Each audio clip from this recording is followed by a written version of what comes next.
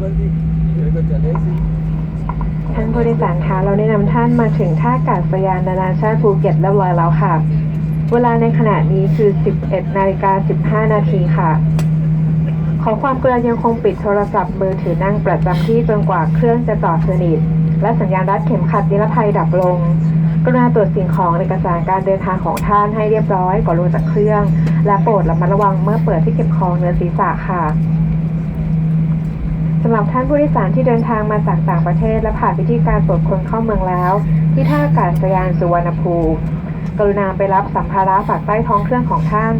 ได้ที่สายพานรับสัมภาระระหว่างประเทศค่ะหากท่านมีข้อสงสัยประการใดกรุณาสอบถามได้จากพนักงานต้อนรับภาคพื้นดินค่ะ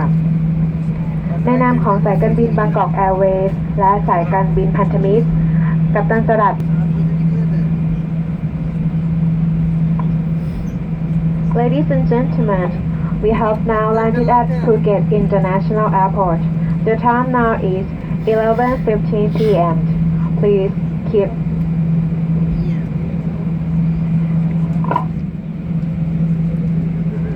keep your mobile phone turned off. Remain seated until the aircraft has come to a complete stop and the seatbelt signs has been turned off. Please check your personal belongings and travel documents before leaving the aircraft and be careful when opening the overhead compartment. International passengers who have already cleared immigration formalities at Suvarnabhumi Airport, please proceed to collect your checked baggage at the International Baggage Claim. For further